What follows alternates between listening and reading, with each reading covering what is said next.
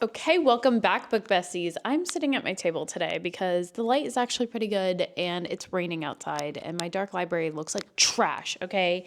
It's beautiful to look at, but the lighting in it is not, you can't see me. So today, I have not made a video in a hot minute about books, like at all. I think we did our Miami vlog because we went to Miami last weekend, and I don't know the last time I actually talked about books with y'all, but here I am. I'm back and I'm better than ever. So recently I just finished Quicksilver. So it's still February. We did the reading book of the month theme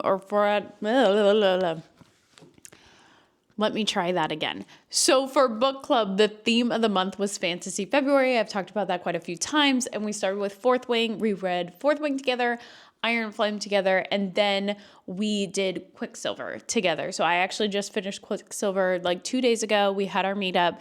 I am now starting Onyx Storm today after this video. But we did I did a breather between the two because I'm not going to lie to you, my entire life and personality was becoming whatever that world was. I was going down such a rabbit hole and I needed to ground myself for a second. So I did the Quicksilver audiobook in between.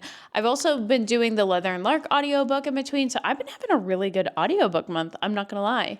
But I'm here today, don't let me get distracted, to talk about Quicksilver and whether or not I think it's worth it. Okay, so very first thing, I highly recommend getting the audiobook. On Audible, I believe the audiobook is anywhere between like $49 US all the way up to whatever the conversion inflation rate is in your country. It is an expensive audiobook.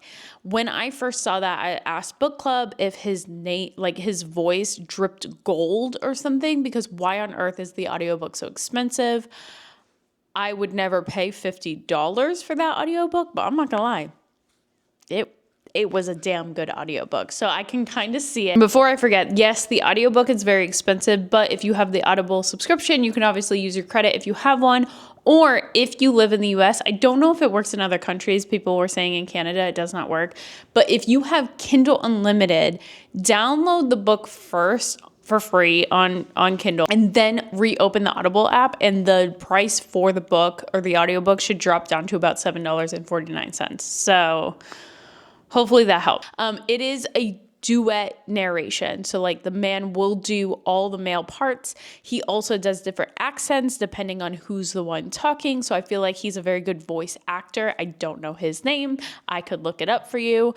But for me, it doesn't really matter. I don't really care to learn the voice actors' names.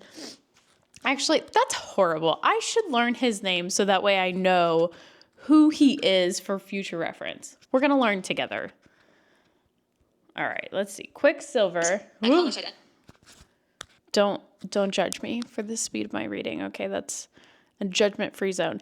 Okay, it's performed by Anthony Palmini and Stella Bloom. I liked her. I really, really liked him. Somebody mentioned that he also does Rhysand's voice in the dramatic or dramatized version of ACOTAR, which I did listen to A Court of Mist and Fury as a dramatized version. So like, I guess that is how I recognize his voice.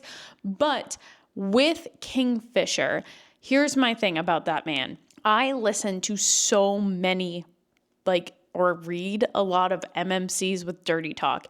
And typically, I don't necessarily like to hear it in my ears a lot. Like, I feel like it's overdone, especially in the dark romance community, especially with degradation. I struggle hearing it. I feel like sometimes it's just like, they do too much. And I'm like, calm down. I don't like that. That was not the case with this. Kingfisher's dirty talk, written is perfection. Like how he does it, it's like perfectly timed. It's not too much. He's not trying too hard. And then the voice actor does it extremely well. Like I never at any point felt like, get out of my head. So I really, really love the audiobook. Now, with that said, the book, like talking about the actual book, I am very new to fantasy. I started doing the ACOTAR series last May, and it was because the audiobooks were free on Audible at the time, and I was trying to get through them before they went away. They stopped being free at the end of May last year. I only made it through 2 books, and I started the 3rd one, I think, but I think like that was very short-lived. Then I read Fourth Wing and Iron Flame. So like that's 4 books in the fantasy world. I have read The Bonds That Tie. We've talked about that before too. But again, that's because it was a wide choose. So like I also like categorize that very differently. But hold on one second. Puppies, come here. Come here. Come here. Oh, puppy is here. But I categorize that like very differently because I look at that as wide choose. So with this said, if you are new to fantasy, which I kind of am, this one is going to be a harder one to get into at first than what I thought Fourth Wing was. Fourth Wing is people, like they are all people. They might have like a superpower, however you want to call it, signet, and there are dragons, so there are fantasy elements, but the people are just people. In ACOTAR, they are fairies. They have wings. They fly around. They're in a different world. There's in a different realm than the human. So it's like very set aside. This is kind of in the middle. Quicksilver is kind of in the middle. He is a fae. She is a human. He's in a different realm. She's in like a weird world where the humans live and the sunshine all the time. She lives in the desert. Then she gets taken to a different realm where the fae are, and she didn't know they existed.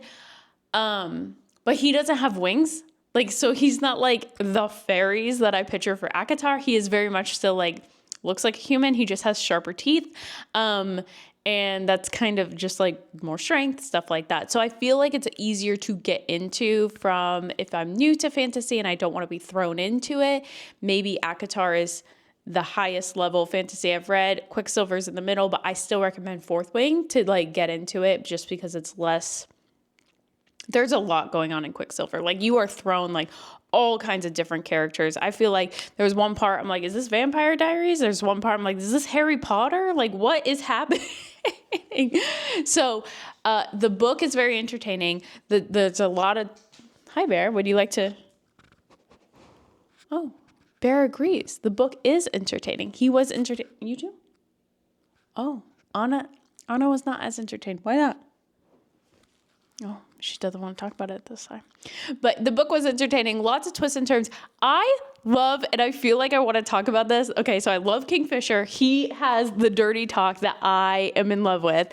I think the FMC is Babby energy. Like I love her vibe. So she doesn't like just roll over and take it, which we love to see that. But she does take it. You know what I mean? I love Carrion. So you're going to meet Carrion like right off the bat. I'm so sorry, guys. The dogs are in their own world today. You're going to meet Carrion right off the bat. And I met him and I was like, I love him. Like if she ends up with him, that's fine.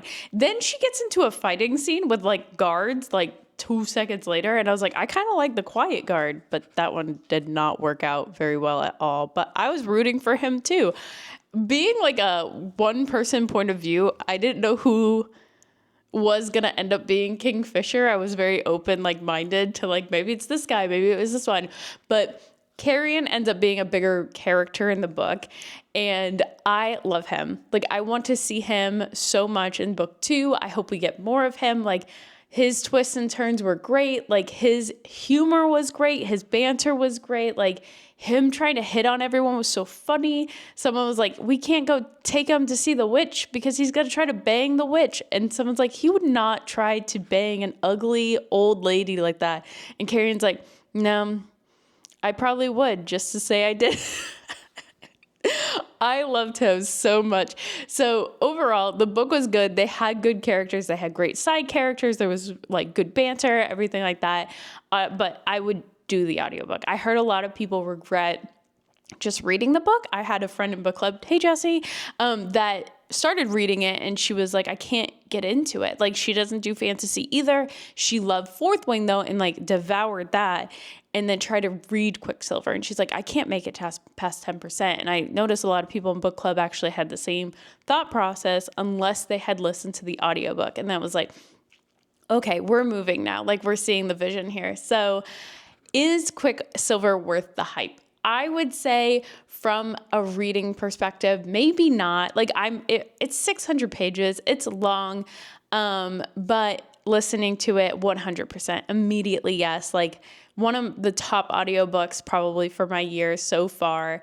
I don't know. Leather and Lark is proving to be really good. And we're about to do Ruthless Creatures, which is starting off Mafia March. And I just listened to the sample of that one, and that sounds really good too. So I may just be having a fantastic audio year. But overall, I would definitely check it out. Especially if you do love fantasy, you're probably going to love it. This was just more of a review from someone who is still new to the world. But I can actively say now that Fantasy February is over, I'm going to start Onyx Storm right now, and I plan to finish it before February is actually over. But I can say with my whole chest that I can definitely be a fantasy girly now. I would love to read more fantasy books. As more books come out, I will continue to read. I don't know what the next world will be for me. A lot of people, I have Phantasma is definitely going to be read, but I've heard like Caravel, and like I have a friend that my like best friend, she is like so into fantasy. So she's just going to keep throwing them at me, and I'll just keep reading, and we'll see how it goes. But yeah, I will go ahead and make a video for Onyx Storm as I go through. I'll probably try to do a live reaction video just because I won't be doing them for TikTok, because they're a little bit harder to do on there. But I am looking forward to it. And so thank you for sticking around. Hope this helped. And I will see you guys next time. You got me laughing like I never